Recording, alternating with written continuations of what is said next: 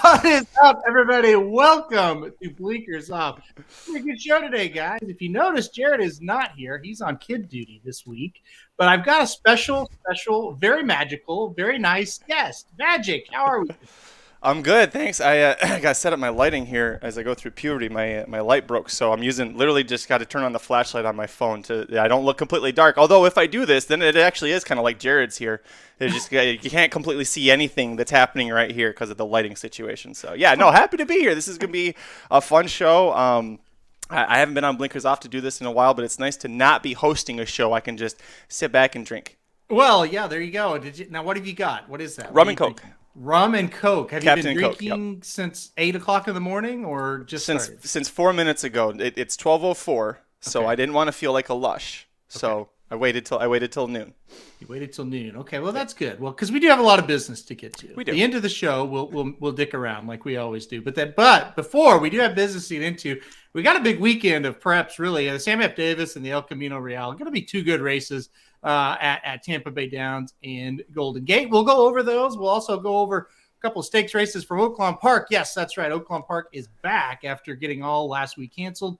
And we'll have a Kentucky Oaks prep to talk about as well. Before we do, though, Magic, I want to get your thoughts on last weekend's three big prep races.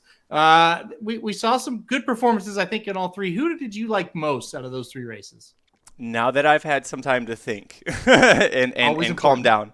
Mm-hmm. From the weekend. Listen, Messier, I think if you forget who he races for, who his trainer is, that has to be the most impressive. And you did a great job on the recap that we did on the YouTube channel talking about the Bob Baffert saga and Messier's progression and everything. But he gets the highest buyer of this crop now, right? Jack Christopher had the 102. Now his 103 is officially the best.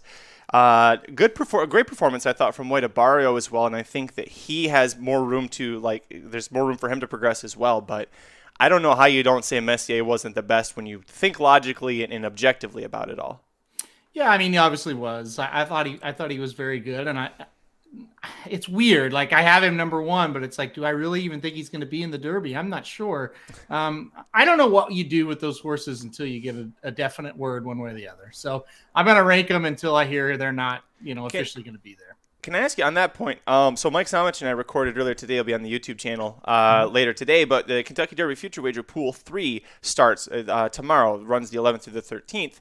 And all of the 3-year-olds is still the favorite. It's 5-2. And I asked Mike, I said, at what point, if I'm someone that believes Baffert is going to cheat the system and be able to get his way into the Derby with these horses, that all of the 3-year-olds covers every Baffert. So what's the right price that you take in that future pool if you think that's what's going to happen? And I want to pose that question to you.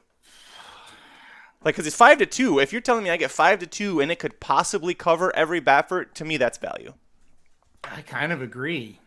I think you're right about that. And also, if you don't get Baffert, well, at least you've got something that probably out there that you could play. Yeah, I think 5-2 works. I still kind of in that thought of, surely if he can't run, somebody will change a trainer and try to get a horse like Messier in there, and then all of a sudden 5-2. And like I said, you get multiple ones. Maybe you get Newgrange, Corniche. I don't know where he's at, but you could get 3 or 4 horses for that 5-2 price. Yeah, I think that's about the right price for that. I really do. I'm curious, what did Mr. Samich say? Mike said basically so Mike's opinion is Baffert isn't going to run, but if you are of that opinion, he said even money is the right price because you're going to just cover every single Baffert. Yeah. And more. He also, like you said, Ed says it could be somebody else. Yeah, and Sydney says, in my opinion, keep him out of the Derby. Well, yeah, I think that's true, but I don't know if that's reality. That's we're all on that team there, Cindy. I think. Yep, yeah. We don't play for the same team often, Magic, but when we do, we are on the same team when it comes to that. Vinny said he would take 5-2, and Blinkers Off has never looked better or worse. I can't decide. Better. And if he hadn't wore the Rams jersey, it would have been better, but you may have ruined it, Magic. Listen, somebody formerly from the state of Missouri needs to be in the Super Bowl this year. And if the Chiefs aren't going to be able to do it, the Rams got to pick up the slack. Sorry. Jared's just a little mad about it. He's just a little mad about it. It's okay. Just a little shot fired right there by Magic as a guest. That's nice that you come in and say something like that on somebody's show. But listen, hey, I've got USA Hockey. We won 8-0. So we're looking good, too, in the Olympics. I don't think are you watching the Olympics? I don't think anybody's watching it. No, and we were just talking about it this morning, Mrs. Magic and I, about the fact that, like, I don't care about the Olympics this year, and I tried to watch the replay of the U.S.-Canada women's hockey game, right? I heard that was going to be great. I was all excited for it, and I tried to pull it up on the Peacock app, and they were like, watch 4 minutes of ads first. And I was like, I don't know if I wanted to watch 4 minutes of this game. That was all I've tried to watch of the Olympics, except the skier crashes yesterday or 2 days ago. Did you see that? The women's downhill all in the same corner? It popped up on YouTube, and it was just crash. And I was just like, each time I was like, how is that person not dead? And then you see them, they're just like skiing down. 3 of them did. Skied down onto their own par. One of them just destroyed her knee. Well, and as we've talked about, you're a very sick person, and you like to you watch the ski jumps. You said on Dudes Who Bet Sports, you watch the ski jumps and all the downhill skiing just for the crashes. So it doesn't surprise me that is the one thing that you're interested in. Maybe that's why it was the number one recommended. I pull up YouTube, and every time it was like number one. Hey, Magic, watch this. And it's like all caps, brutal crashes. And I was like, ooh, okay, brutal crashes. Let's watch this. Because they can't, if somebody actually died, they can't post it, right? Isn't there like a law against that? Probably. Yeah. I assume there is, so that's why I'm okay with it. They call that the sick bastard algorithm on YouTube. So if you get these kind of things, then they've algorithmed you into that loophole there. So So let's see. The ski jump was next to nuke. He means nuke silos. Yes. There's not a K in nuclear or nuke. Yeah. Oh boy. Yeah. Nuke silos. Yeah, I know. I saw the picture of that. I think that's what.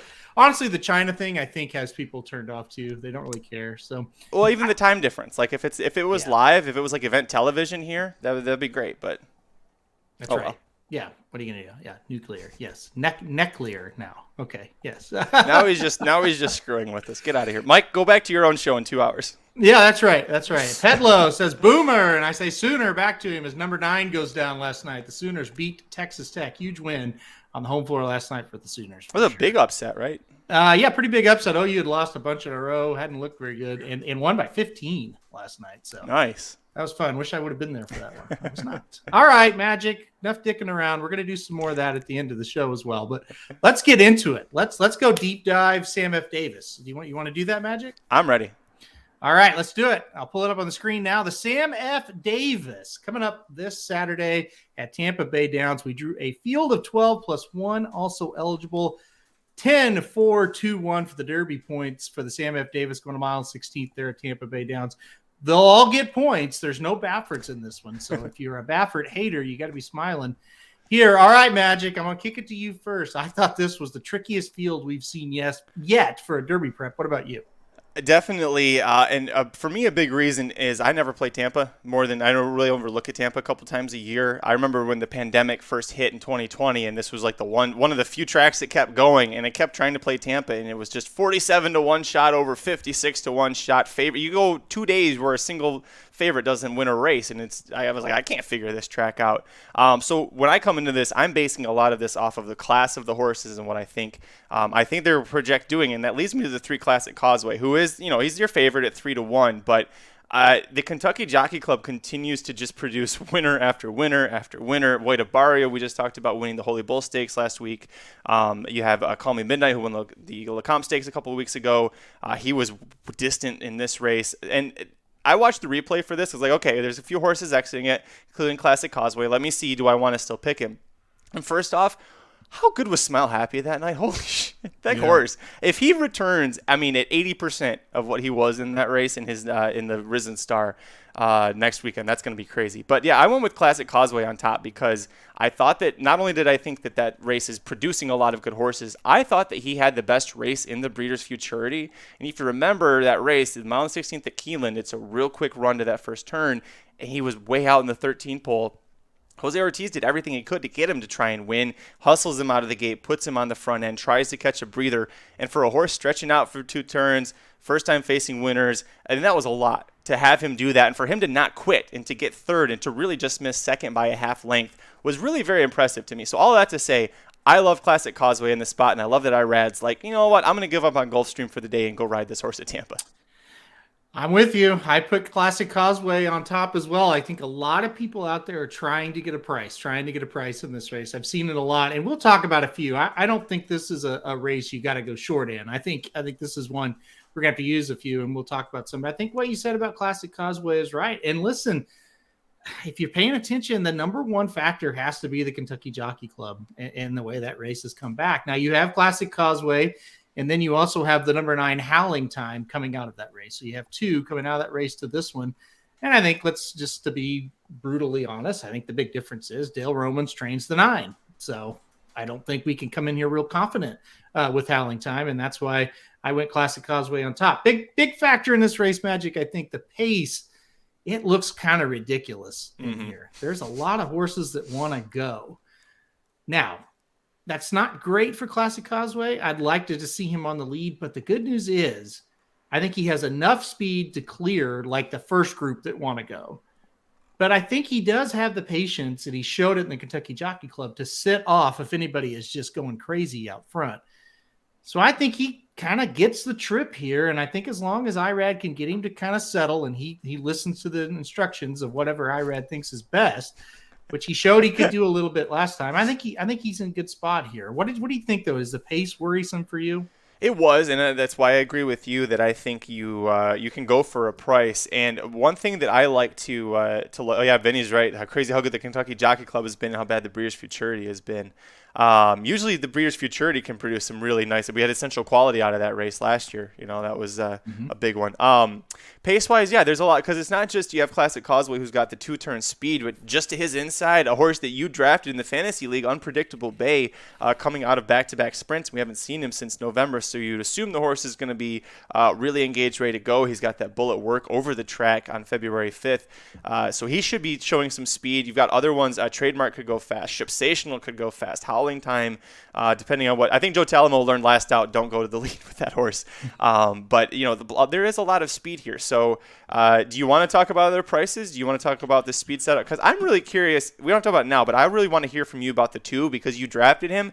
I never heard of the horse, and I kind of want to hear your deeper thoughts on him. I was going to transition to the 2, so that's a good way to do it. Yeah, I am very interested to see what Unpredictable Bay, the 2 horse, does. Now, look, the pace setup doesn't look great, but I think he is the fastest horse in the race. And you want to talk about a horse who really seemed to put it all together last time out. It's Unpredictable Bay.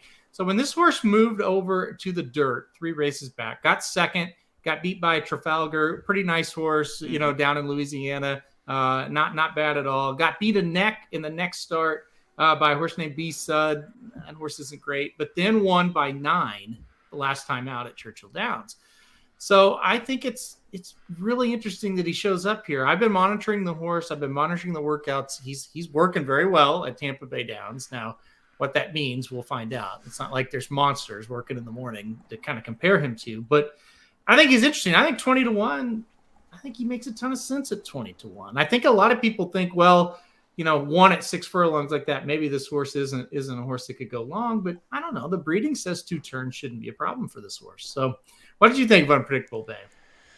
He's just a giant wild card to me because it's odd. You look at it, first of all, the horse has 7 starts, and it's nice that he's never missed the board, first of all. You can keep a lot of other horses in training for that barn when you're pulling in, that kind of efforts this horse has been doing. So it's nice to see, especially for a smaller barn. But starting on synthetic and then trying to do turf and then, finally trying dirt, it's like, okay, that worked. And yeah, you beat Trafalgar, who was a great horse in that spot. But He's just a wild card. I don't know what he's going to do, and I do like that he's got the works over the Tampa surface. For me, Tampa can play, in my opinion, pretty quirky. So if you find a horse that likes it, try to ride that horse. And so that kind of, with some of the other horses that I was going to use in this spot, was where I was leaning. I would use the 2 if I was going multi-race wagers, partly because of, I know how much you like this horse, his prospects, and I'm like, I don't see it, but I know Aaron sees something in this horse, and because of that, leaning on someone who's, admittedly smarter than I am at this a little bit, I'll throw this horse on, especially at 20-1. I think a deep ticket is where he belongs. I don't have any huge plans for this horse to win this race and go on and win the Kentucky Derby, but I do think he's mildly interesting. Okay, now what about the 2 horses at 12-1 for Mark Casse? I think they're big time players in here. I'm referring to the number 4 Golden Glider, who won an allowance over this track last time out at 1 mile and 40 yards, and then Volcanic, who broke his maiden last time out at Gulfstream Park, running 1 mile. Both got decent speed figures for those efforts. What do you think here? The 4 and the 10, they're both 12-1. Like I said, they both kind of come from out of it. Pace could set up for these 2. What do you think about the Casse runners? I do like them both in here. The 4 Golden Glider, I think, this is my second pick, and it's the one, if you're watching the YouTube feed, it's the horse that's in the background here. So he's undefeated, and you're like, okay, so he wins at Woodbine. Remember, I'm on the 16th at Woodbine because of how long that track is. It's like Belmont. That's actually a 1-turn race. So he makes his 2-turn debut at Tampa, and it's a midweek optional claiming race, and there's 5 horses. And you look at that and be like, okay, whatever. Guys, this is the race Emmanuel was supposed to be in. He was going up against Emmanuel, wasn't he? Yep. Yeah, Mark Casse said, oh, I know Emmanuel's going to that race. A lot of people knew Emmanuel was going to that race. I'm sending this horse there. And then Emmanuel drops out. He wins for fun. That, to me, said as much about what he did on the track as anything, is that Casse was like, okay, I'll go face you, 6-horse field Emmanuel. So I really love him in this spot. Gallardo is an extremely talented rider. If I'm playing Tampa, the first rider I look to see where he's at is going to be Antonio Gallardo. So I love him here. Volcanic's interesting because actually on the Magic Mike show later today, we're covering the Gulfstream Park late pick 4.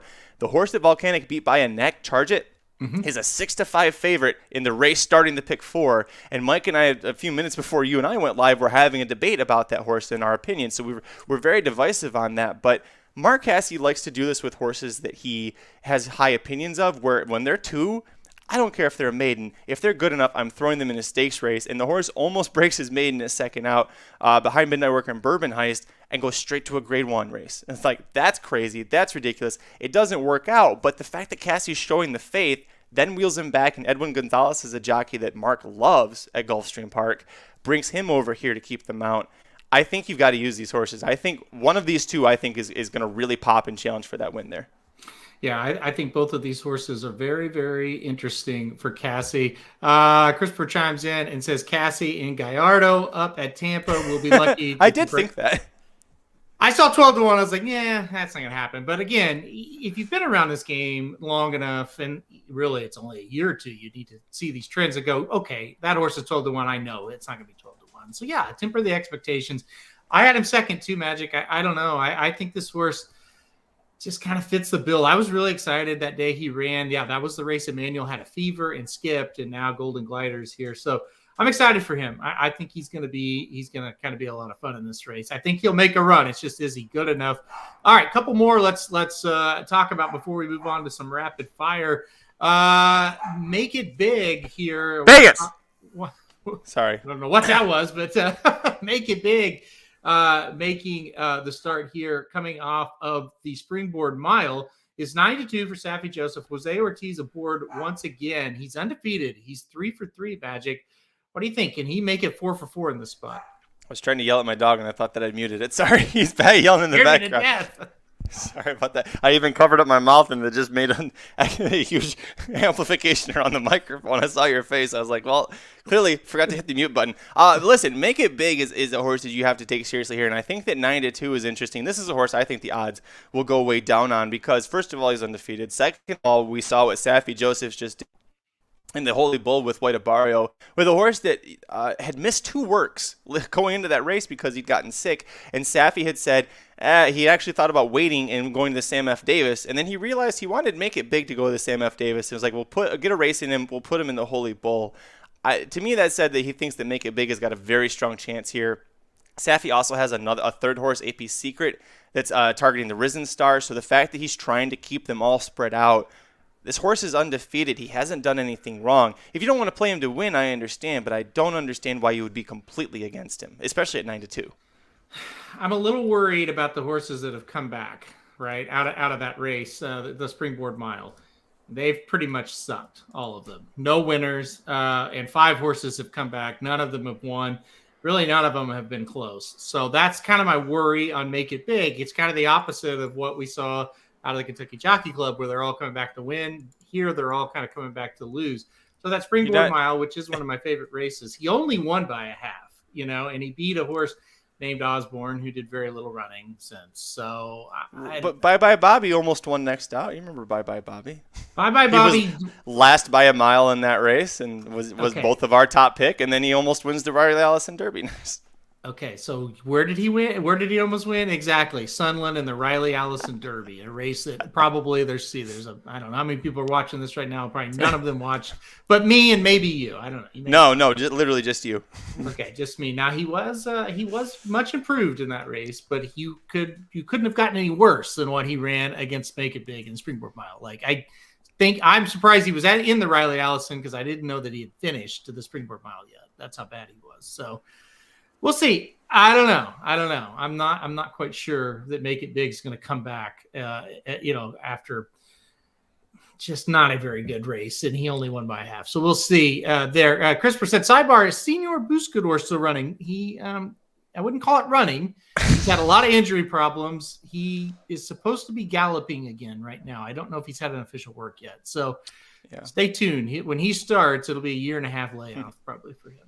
But he is alive and around. So anyway. All right, Magic. You're going to go Classic Causeway. I'm going to go Classic Causeway on top here. Should be a pretty interesting race. We'll see who comes out of this. So hopefully the number 3 Classic Causeway comes home for both of us. All right. Now do you want to go some rapid fire? Let's do it. Mr. Curtis? All right. Mr. Curtis. I heard someone the other day was I forget what it was. Basically, I was listening to a podcast that one of my friends has, and they were making fun of me because I interact with them a lot. And hearing them constantly say Curtis over and over was really jarring, because I'm so used to constantly hearing Magic. Because the only people I talk to on a daily basis is either my wife or you guys, and you all call me Magic, and I can't repeat the word she calls me, but like either way. Either way, she just tried to call me it again. Hearing my name Curtis said a lot, it just really threw me off. So if you ever meet me and you want to just completely like stop me in my tracks, call me Curtis twice. I have no idea how to respond to that. Isn't it fun when our wives chime in when we're live on the air, Aaron? Yeah, I know. I really need to Facebook message Celeste and see what that name is. It's a password for my login, so please don't. Okay, all right. Okay, well, and listen, you're having a rough time. The wife's calling you names. The dogs were barking like crazy. It's a tough. Helicopters are in the air. You said when you got on the air. U.S. Marshals, but that was yesterday. U.S. Marshals yesterday. That's right. So my friends answer to asshole. So I hear you, Magic. Yeah. Anyways, we're going to talk about some horses. Okay, let's go. Where's Jared? We need an adult here. I know. Well, we're on. He's busy being an adult with actual children.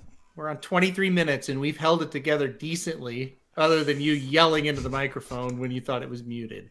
So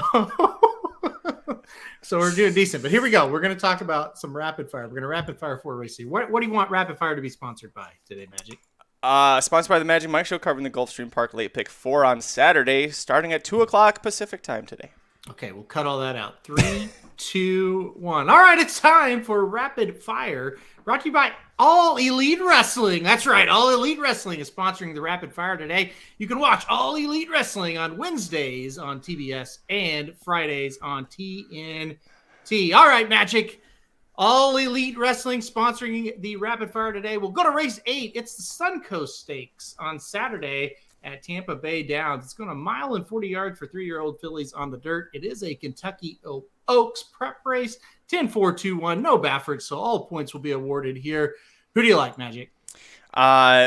Boy, I like her on paper, but at 3-5, is Nest really playable? I mean, this is a horse that you got to like her chances in this spot. I'm gonna play her, but at 3-5, I think the reason this is race 8 is to give you a nice little bingo free space. Move on to in the pick 4 and the pick 5 here. It's a situation where there's just nobody that looks very good in this race other than Nest. I don't particularly love this horse. I think it's a pretty good spot for her to get going in again. I think she just outclasses this bunch. I think she just stalks the pace, and it's an easy win for Nest. So I'm with you. So that's a very easy start for us, Magic. But let's get a little bit tougher. Let's go to my favorite track, and a track you and I cover on their big races all the time, Oaklawn Park. Last week at Oaklawn Park, we didn't have any racing. Snow came, and we got all the races canceled throughout the week.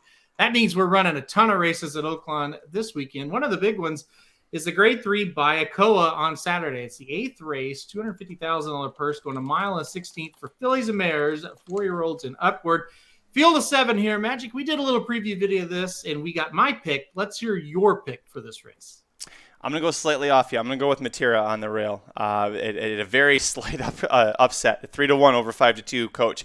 Matera's got a lot of talent. She has an issue with trying to constantly stay healthy, but when she stays healthy, especially last year, she got 3 wins from 5 starts and also a second.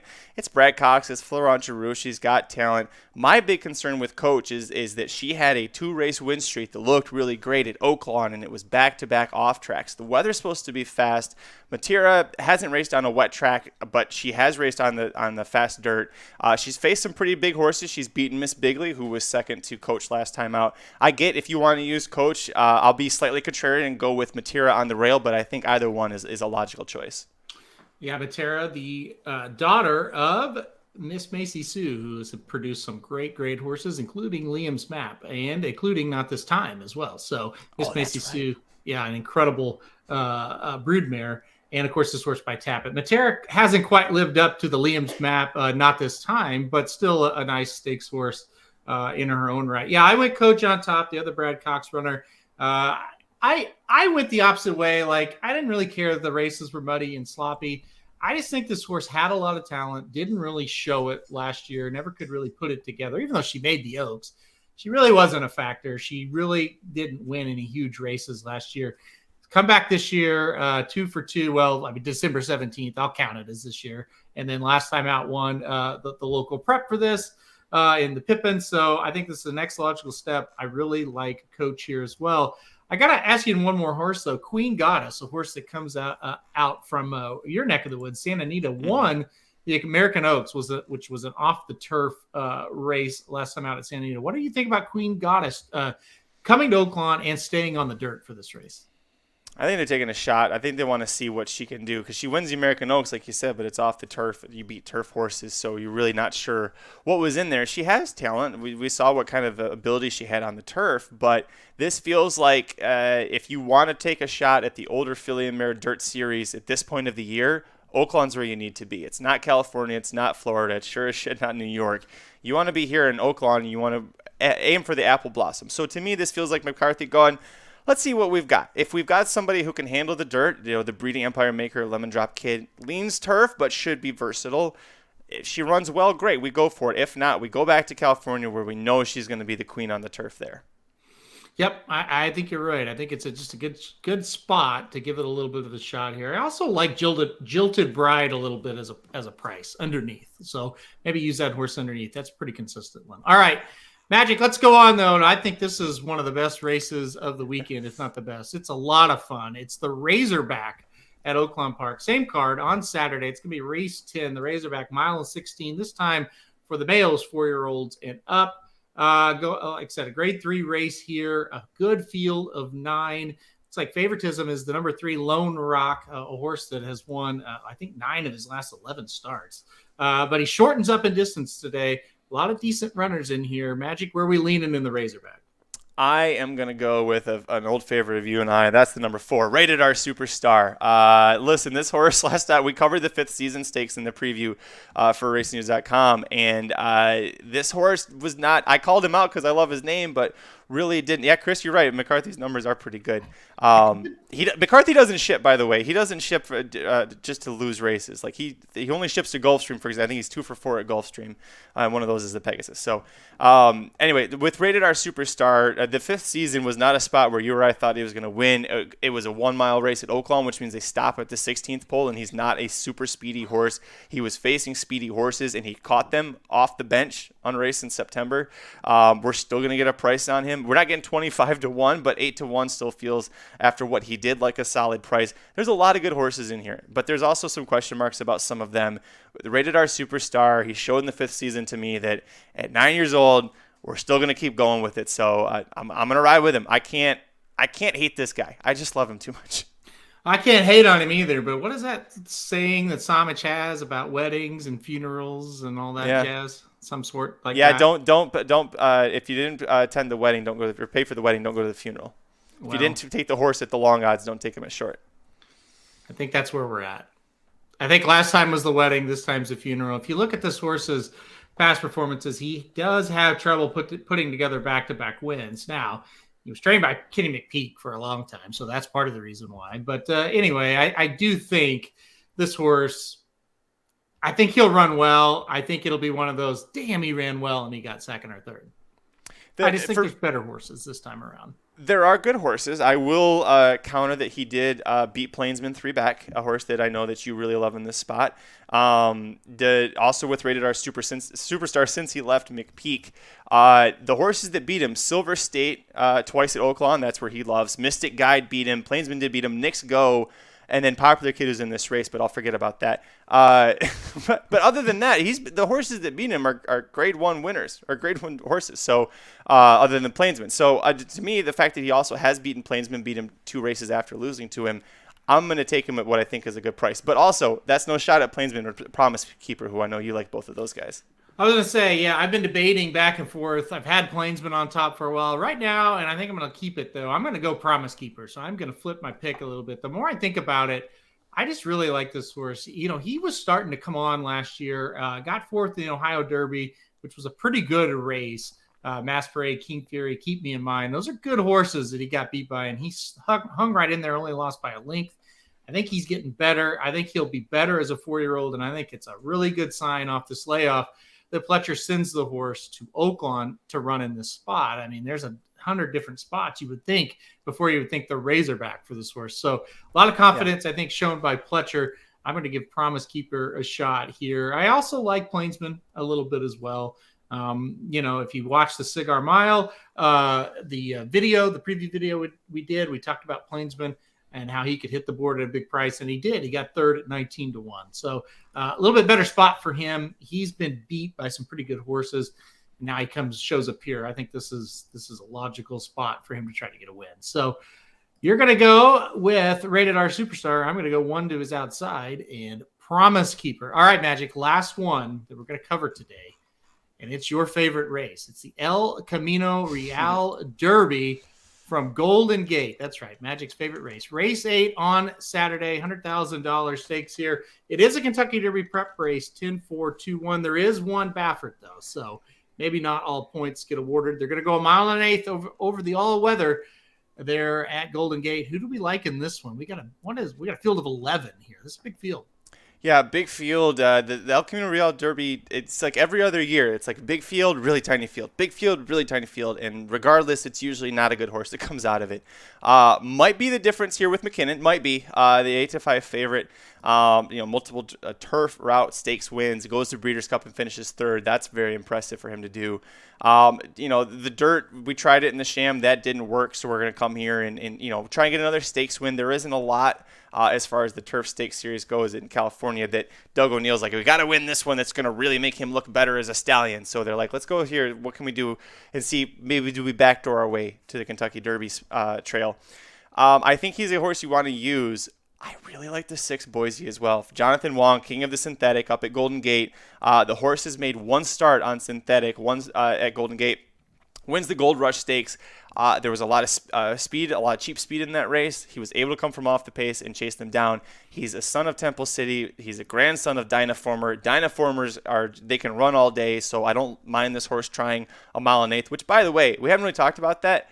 We're going a mile and an eighth, and like 9.5 of these horses don't want to go a mile and eighth, I don't think. There's a lot of cheap speed that sets up a lot like the Gold Rush. We're getting Evan Roman back aboard, who was aboard that day.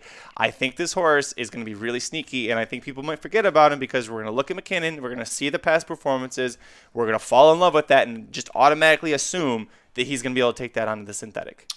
Oh, Magic, you've made several mistakes here. You've made several mistakes. Number one, auto qualifies for the Preakness. Remember who won the Preakness last year? Rombauer. Remember who won this race last year?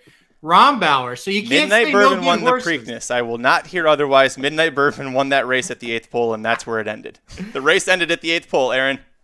Christopher noticed my eyebrows shot up when he said no good horses ever come out of this because Rombauer, my horse, at least for fantasy purposes, won the Preakness last year and won this race, Magic.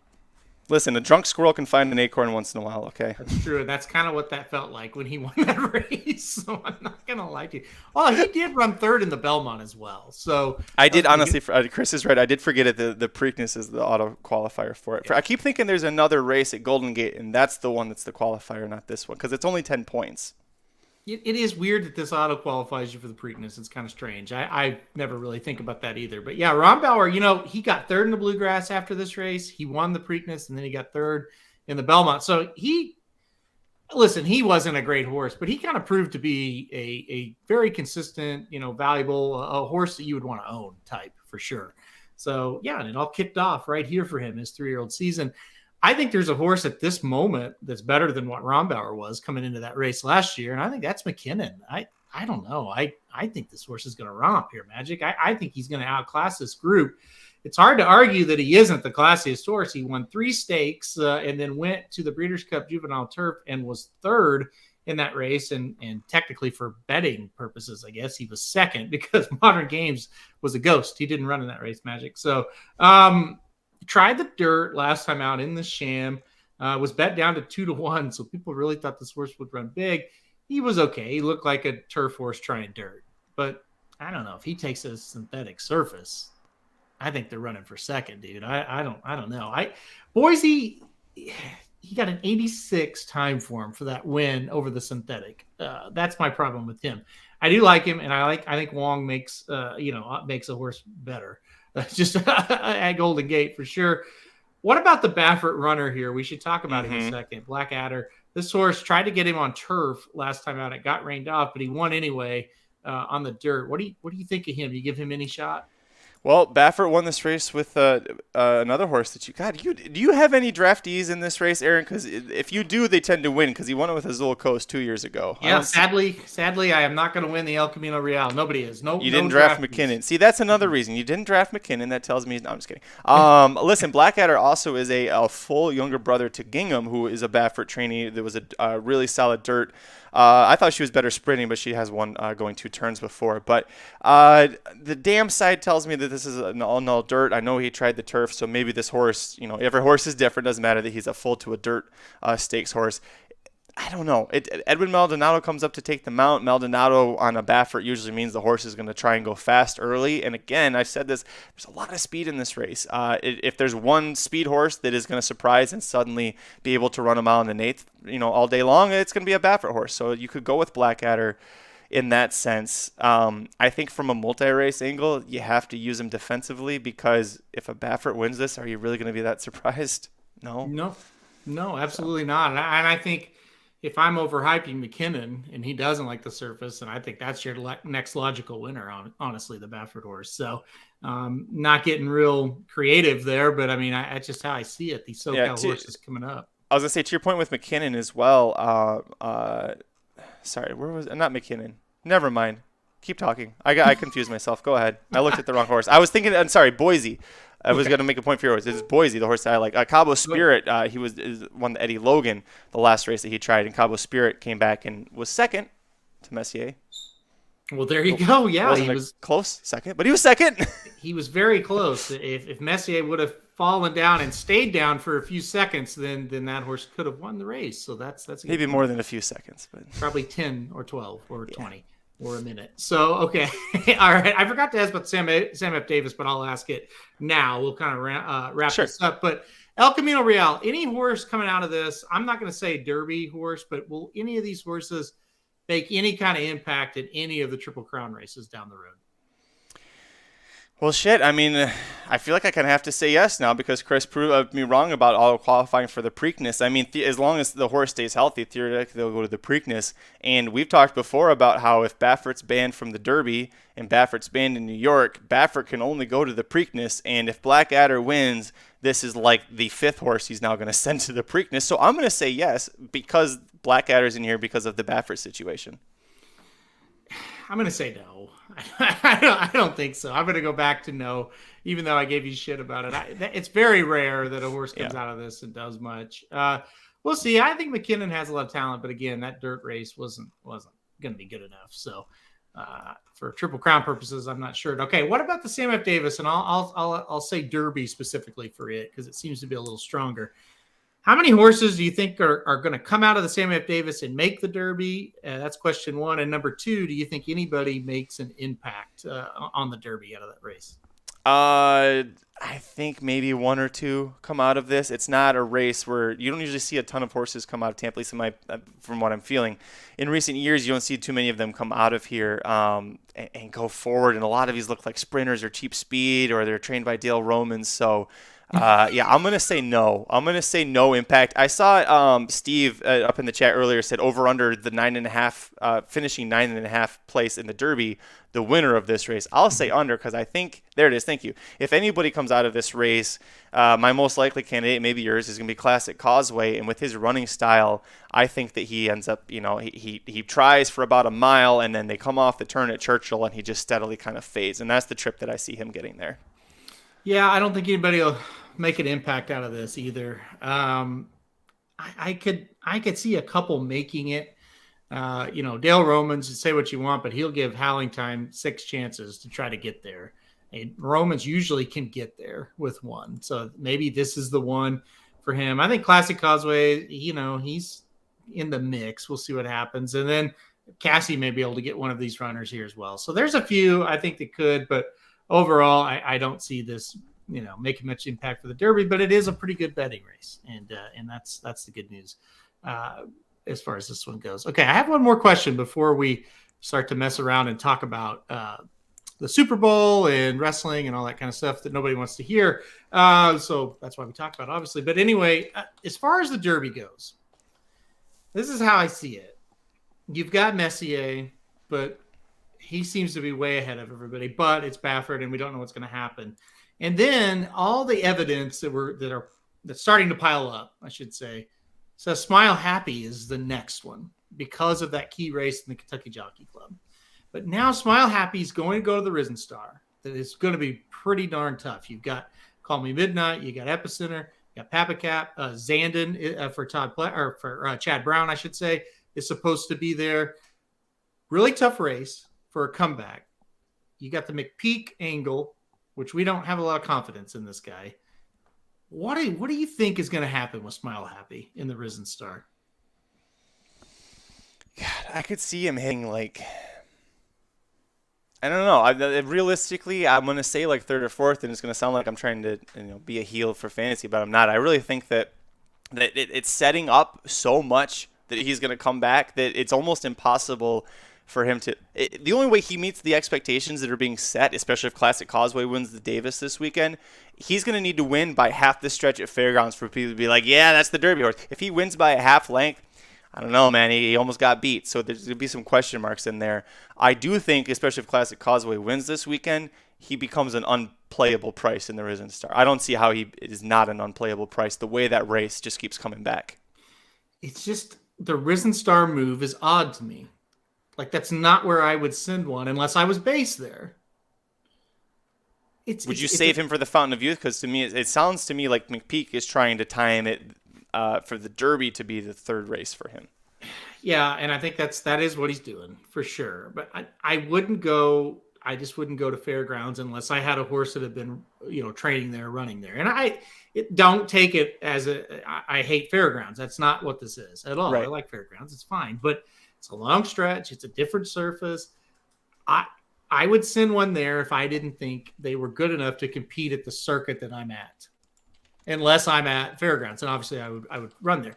So for Smile Happy, definitely his best 3-year-old to go on the road to Fairgrounds. I just think it's interesting. I would think the Rebel would be a better option. The Fountain of Youth, like you said, but maybe the spacing isn't quite right. What about, the Davis this weekend? That I don't know about Tampa either. I probably wouldn't send him to Tampa. Actually, I'll take that back because that's a weird surface. But yeah, I just wouldn't ship him out of town. And then Fairgrounds looks like it's going to be good again. It was really good last year, and I think it's going to be good again. I don't know. it's like, what if Classic Causeway wins? And it's like, wow, Smile Happy's going to be like even money in this race. I'm not sold that he's going to win because of the guy training. Am I being too critical? You're asking me if you're being too critical after what I said about Romans last week? No, you're not being too critical. No, really, because I think for what we're talking about here, this is something that you have to factor in the human element, right? It's why with baseball, it's a little frustrating with the umpires, with the strike zone, where there's the human element. If you had like a robot doing it, you're going to get it right every time. There's that human element that kind of adds some spice and some frustration, and that's kind of what you have here. You have to know from history or learn from people like you who've been following this for so long that what is a trainer's tendencies and what usually happens along those ways. Like with Baffert, if you see a Baffert horse that's really solid running from last to first every race, that's not Baffert's best. Baffert's best run up front and they keep going. When you see with McPeak horses the way they come along, or with Roman's horses especially, Howling Time is a great example for me, but he gets them to pop it too, and then, okay, now we got to really face some horses that aren't at Ellis or Churchill Downs, and suddenly they're shooting blanks. So you do have to really factor in the trainer thing, and you can do it from you don't have to be an asshole like I can be about it. You can be nice about it and say, listen, this isn't their strength, this isn't what they're good at, or in some trainers' cases, the game's passed them by. Stop sending $600,000 horses to them and expecting to win the Derby. Yeah, I think it's a good point, and we've said on this show for years, McPeak at a price, we love it. We absolutely love it. We love to play him at a price, and we hate to play him when he's taking a lot of money. And really, you look, it's like, okay, Swiss Skydiver, she proved us wrong. Great. Yeah, you're right. You're absolutely right. I can't argue that. But there's just not many other ones. So it's called the exception and not the rule. Yeah, so we'll see. We'll see, man. It's going to be tough choking down that 65 on Smile Happy if that's indeed what he is. I don't know. We'll see, man. It's the most intriguing thing to me right now, other than the Baffert thing. And honestly, I'm sick of even talking about the Baffert thing. So Smile Happy's like, yeah, I'm just excited to see what this horse does. So I don't know, Magic. We'll see. All right, you've got your Rams jersey on, your Jared Goff Rams jersey, which is just classic. We're going to talk Super Bowl, of course. It's coming up Sunday. It's in your neck of the woods. You going? Are you going? Probably not, right? No. First of all, it's 89 degrees out right now. This is going to be like the hottest Super Bowl ever. Yeah. But as I texted you, don't ever let the politicians tell you that global warming is a bad thing because it's 89 and it's February 10th. I've been in basketball shorts and flip-flops for the last week. It's pretty awesome. Yeah. You made fun of my Jared Goff jersey, but listen, as a Rams fan, I will tell you, there is no Super Bowl trip this year without Jared Goff because there is no Matthew Stafford on the team without Jared Goff. You see, the Detroit Lions, they had to get rid of Matthew Stafford. They listen, not only have we been giving you dog shit to play with, it's usually the dog shit that Magic's dogs like to eat, digest, and then shit back out. It's regurgitated dog shit is what he usually plays with. However, Matthew Stafford, two of the most prolific receiving years in NFL history, he was the quarterback. Calvin Johnson, Cooper Kupp. I mean, the guy can play with anything. He can win. He's finally here. He had 8 fourth-quarter comebacks in a single year, which means the Lions won at least 8 times that year. Like, that alone should tell you this guy should be in the Hall of Fame. After this, when he wins the Super Bowl MVP, he throws for 552 yards, passes for 4 touchdowns, runs for another. Matthew Stafford will finally assert himself as the face of the NFL at age, 37 now? 34. Okay. So you're picking the Rams. I'm sorry, was that the question? Yes, I'm picking the LA Rams. Who are you picking, Aaron? So the Rams are 4.5 point right now they're 4 point. I would say they should be under. You're still good? You still good with 4? With 4? Yeah. Yes, I don't think it's close, actually. I think it's got a better chance to not be close than it does to be close. Now, that being said, maybe 10 points, not 20 or 30. I think the Rams up front dominate them. I really do. And it's easy to kind of say that. The Rams have a great defensive front, and the Bengals, what's their weakness? That offensive line. It's not very good. The key to the game is going to be Joe Mixon and how he's able to run the ball for Cincinnati. And can they get that established, and then they give Burrow a little bit of time to throw? Because if he doesn't have time, we've seen what happens when a quarterback is, and not that Burrow's a statue, but he's not a speedster by any stretch. So a quarterback that doesn't have a lot of speed and a team that can't run it, the Rams will kill you. You know, they were able to do it to Brady, and they'll do it to the Bengals, I'm thinking. So I think it's like a 28-14, 28-17 type game. What do you think? Yeah, I was going to lean around. I was guessing the Rams might break into 30, so I was probably guessing around 35, 38, and then, Cincinnati maybe come up and maybe they can break 20, but I don't think it's – I think the Rams punch them in the mouth hard, early, and often, and I think Cincinnati is unable to recover from that. One thing, and I brought it up on Dudes Who Bet Sports that you do with Papa Dude, which another great episode this morning. I had a lot of fun in the chat, but as you could tell. But as I brought up before, Cincinnati was expected – their over-under for the wins this year was 6.5.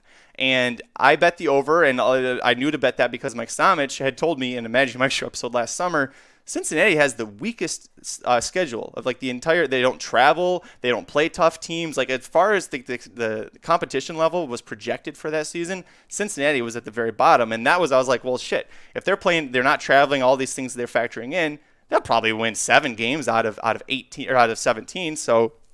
That's why I went with that. So they've already exceeded expectations every step of the way. I feel like at this point they're just like, all right, we're here, but it's not the LA Rams who have had to fight through the expectations. When you do what they did to get Matthew Stafford onto the team, you're all in. You're pushing the chips in and saying we are making this push. Everybody in the organization is on board. I think the Rams just have everything going for them here. Yeah, and that's like James Howell in the chat here saying, "Love it." They said they said couldn't win a playoff game first, then said couldn't win on the road. No way we come back and beat KC twice in a year. Keep doubting, boys. That's the thing. I hate to do it because I've liked Cincinnati all year long. And listen, your boy Joe Burrow, James, is probably my favorite player in the NFL. He won me a fantasy league this year. The way he finished, I love Joe Burrow. James, I'm an OU fan, all right? So Samaje Perine, Joe Mixon, yeah, I'm rooting for the Bengals. I also like to sit and analyze what I think is going to happen, and I just am really afraid that they cannot block the defensive front of the Rams. If they can do it and they give Burrow time, Chase will beat the Rams secondary. There's no doubt. The weakness of the defense is the secondary, but it doesn't get exposed a lot because the front's too good. So to me, I've never really analyzed a game where one thing is really going to, in my opinion, going to affect everything. Because if they can move it and they can get into the high 20s, I think they can beat them. I'm just not confident in the offensive line of the Bengals, and that's why I got to pick the Rams. It's nothing against. I'm not a Bengals hater by any means. Trust me, I thought it was great they won. So when I think even Jared would admit, like the KC defense and the defensive line is not what they're going to be facing when they go to the Super Bowl. Like it's a very different game. This is also, I'll steal a page out of the Mike Samich playbook. If Cincinnati's down after the first half, like I'm expecting, especially after the third quarter, with what Aaron is saying is LA's probably going to go into prevent defense. They're going to try and set. I think Cincinnati is going to eventually be able to break free and get an open one, and I think the score could get a little closer late. I think Monday we're going to be sitting here talking about, man, the Rams, they just destroyed them, and the score will be one of those situations where it's closer because they kind of mucked up a little bit late, but it's going to feel like the Rams kind of dominated, and then Matthew Stafford and I will have not one thing in common, which is that we left Michigan for Los Angeles. We will also have championship rings, baby. Okay. Now, what championship ring is that? That is from the Lancaster Jethawks winning the minor league baseball Cal League championship in 2012. Well, that's great. Very good. Part of the organization. Good. Thank you very much. There you go. You worked for them, right? I did. I caught foul balls in the morning when they were having batting practice. Very good. Very good. Very good. Steve says, Frat Stafford for the W, 27-24. Bengals +4. Let's go. Listen, I will say, like betting wise, yes, I'm with the Rams, even with -4 or 4.5. But really my core is of being a Lions fan. Almost the entire Lions nation, like when Stafford got into the playoffs and they looked like they could go to the Super Bowl, rallied behind him. So the whole city of Detroit is rooting for the LA Rams because they're going to feel like this was there. This is the closest, like between that, the halftime show that we haven't talked about, but with Eminem being there, this is really going to be a Detroit Super Bowl. We're not going to have a real one. This is ours.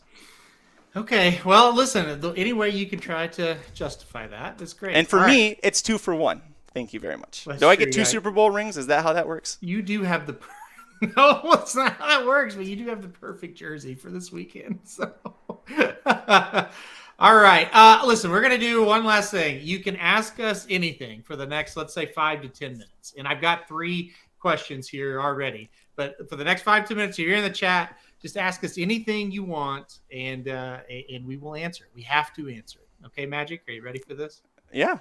Okay. This went really well the last time. Yeah, the first time we did this, we were on here for an hour. People are asking Magic the craziest stuff. So you can ask him or me anything you want, but you keep it to Magic. He'll have funnier answers.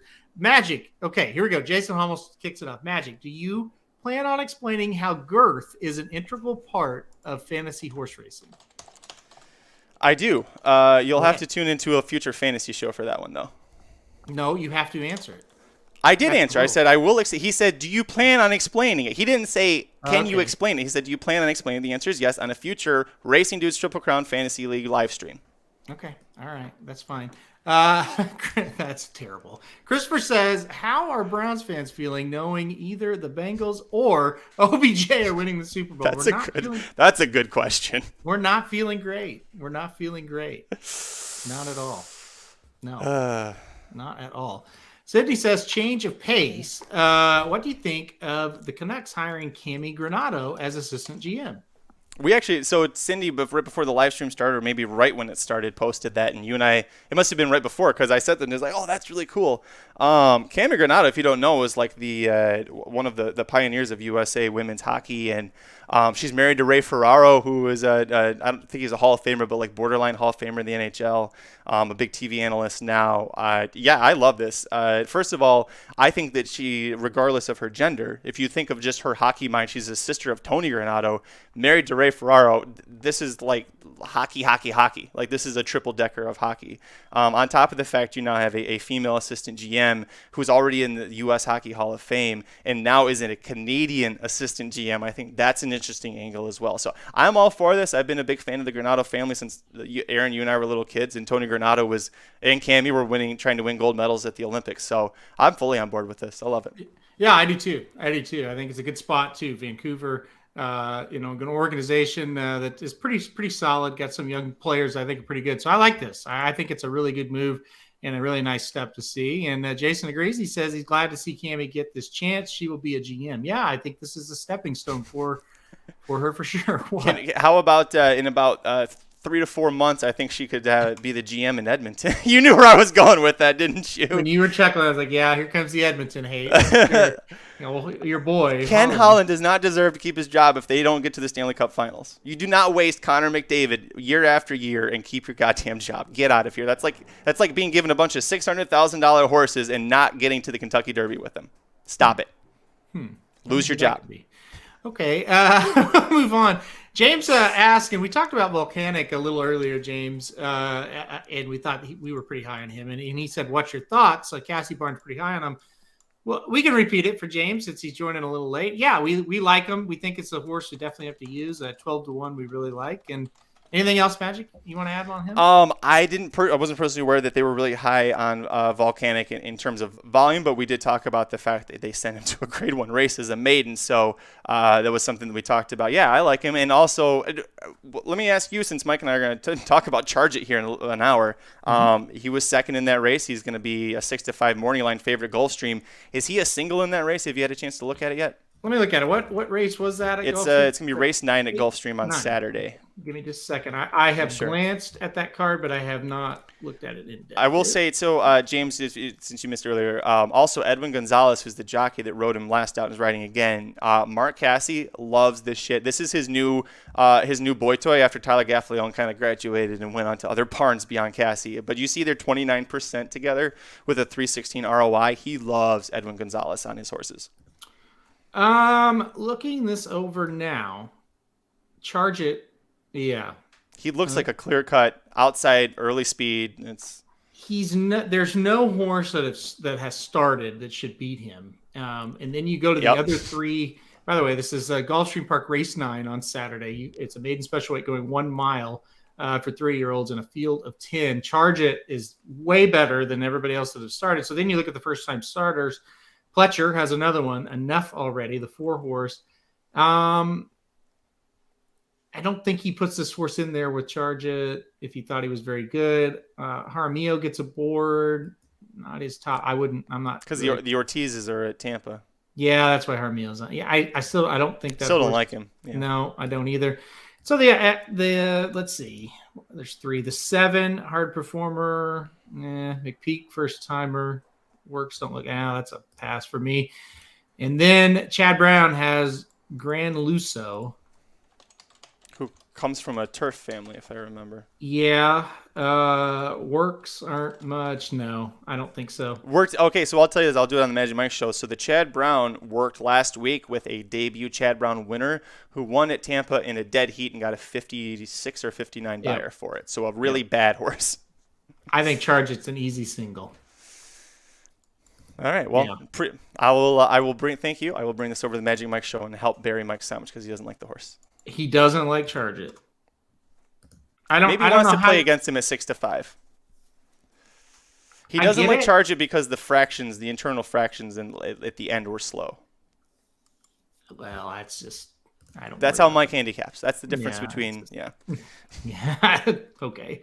He didn't like Liam the other day when he not the stakes, but the other day when he came back, he played all against Liam and he singled and Liam won. So I'm not going to let that bother me that he doesn't like it. Cassie has a third one in the Davis that I've realized we forgot to talk about, and it's the one that's won 2 stakes races. God of Love. Did you? I think God of Love has got a lot of talent, but isn't. I don't think he's a threat to win this. Is that kind of where you landed? Yeah, same way. I looked at him for a minute here. God of Love making the dirt debut, but that's okay. You know, won the grade 3 at Woodbine last time out over the synthetic. I don't know. We'll see. I think I'm a wait and see with that horse. I really don't think he's going to win in that spot, but I do think he kind of trips out. He's the one that's going to be coming from off the pace. He's got a pretty good closing kick, so I'd be a little scared of him, but I'm not going to have him on a ticket. I can't play them all, so I'm not going to have him on a ticket. This is a good question. Why is Chad Brown sending Xandon to the fairgrounds?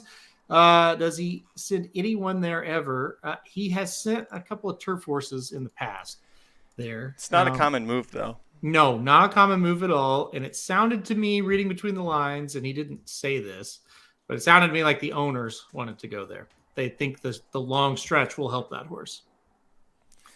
So I could see that. Trying to help him. He also needs to not have Mo Donegal beating him into the rail. That'll help him win too. That will probably help him more than anything else. Yeah. All right, Magic. I have the last question, and then we're done. Okay. Sure. You and I have become big wrestling fans. We have. We like AEW wrestling. So we have 5 guys that kind of work for. Well, let's throw Miranda in. We have 6 people that work for us. Miranda, Papa Dude, and of course you and I and Jared and Samich. Mm-hmm.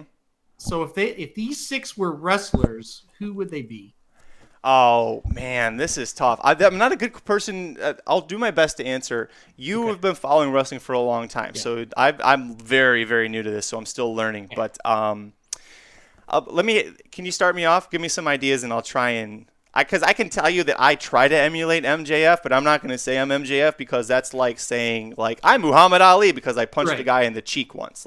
Not exactly. I would say you're MJF because you do try to be a heel, and I think Jared is Cody Rhodes because he's a heel, but he doesn't know it. So And nobody likes him? and nobody likes him. Yeah. So Jared is Cody Rhodes. kidding, You're Jared. MJF. Why does nobody like Cody Rhodes? I'm very new to this. I've only seen him do like 2 fights, and the ladder match that he did with Sammy Guevara, I was like, why do people hate this guy? This was incredible. Yeah, in the ring, he's really, really good. He's just they kind of think he's kind of phony, and they kind of think he's kind of I can see that.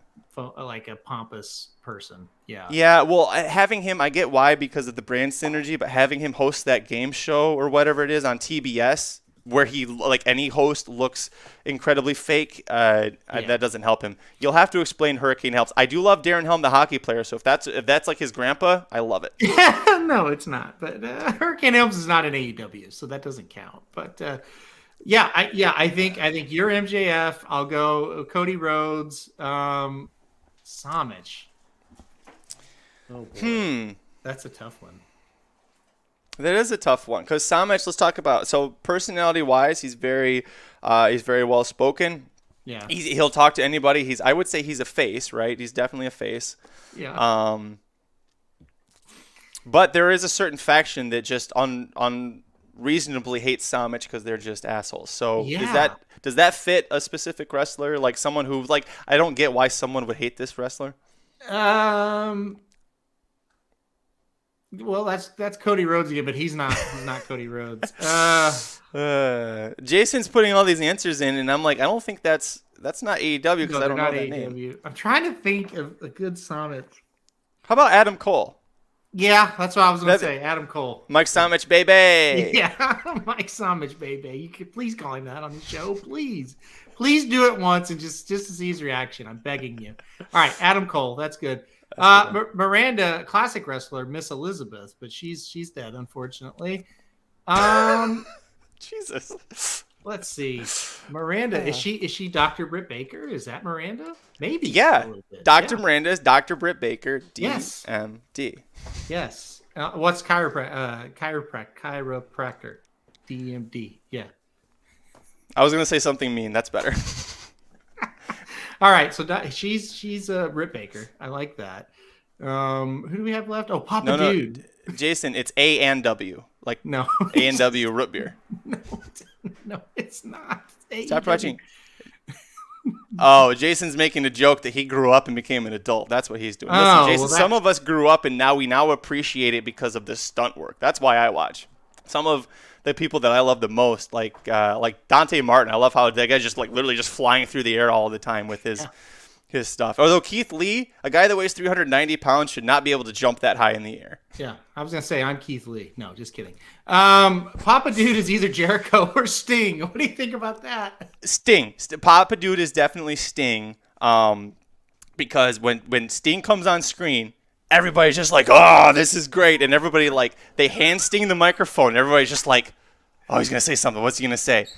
And then Sting goes into his rant about Betty White, and then it's just one of the greatest things that you've ever seen is a promo clip being cut, and you're like, my God. And then the next week Sting comes back, and he I'm going to crush you bigger than this bag of Lay's potato chips. And he just rips it open and shoves the whole bag of chips in his mouth. And it's just, he's definitely Sting. Because he also, with Sting from a serious perspective, Sting is, the respected veteran.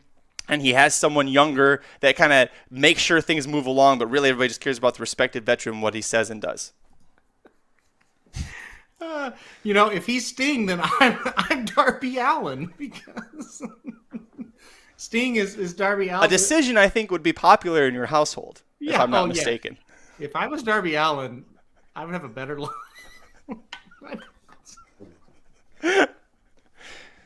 Although speaking about drunk squirrels and finding acorns, you have a lot more acorns around the house because of the squirrel you'd have to keep, right? I know. Yes. If I was Darby Allin, I would be fit and I would be very active. Sting still wrestles. He threw the guy through the table a month ago. That was crazy. Yeah, Sting actually looks very, very good still as far as wrestling goes. Yeah. So, okay, all right, we've gone far enough with this. I didn't know that we were gonna. Oh, there it is.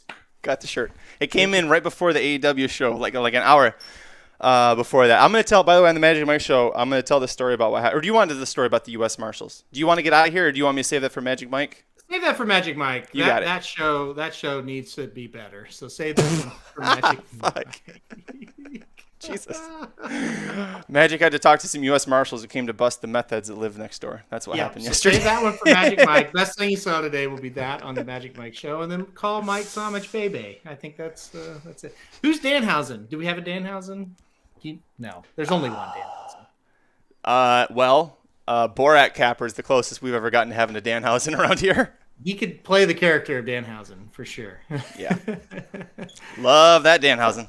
I love that Danhausen. All right. Oh boy, this show went off the tracks. You're right. All right, we're gonna end it right now. You can find us everywhere that is anywhere. We're there. YouTube, we're there.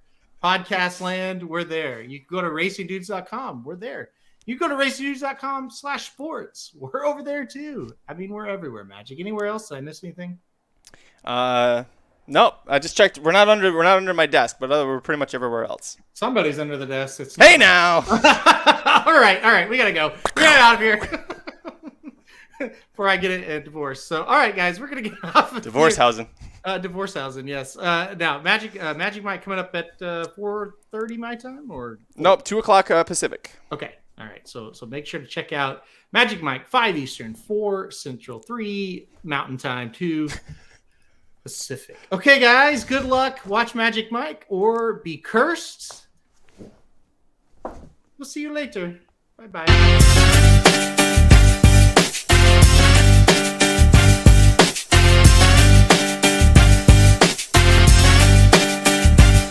There were these two racing dudes named Aaron and Jared who had advice on racing and they wanted to share it. Started a website where players go to see all their picks. The goal was make the fans some money and to cut down the risk. They put the plan into motion and at first it seemed silly. Make a website where the expert picks are freer than Willie. From a racetrack veteran to just a beginner, there's one place that you want to go to find you a winner. As a matter of fact, I want to hit the exacta. There's only one site that you'll keep coming back to. So next time that the horses all line up at the post, make sure you use the website that'll win you the most. Whether Churchill, Oakland, Gulfstream Park, Saratoga, and all tracks in between, there's only one site to go to. When it comes to your racing needs and all of your bets, plus it's got a catchy name that no one ever forgets. RacingDudes.com for all of your needs. RacingDudes.com for all of your leads. RacingDudes.com for all of your bets. RacingDudes.com as good as it gets. RacingDudes.com for all of your needs. RacingDudes.com for all of your leads. RacingDudes.com for all of your bets. RacingDudes.com as good as it gets.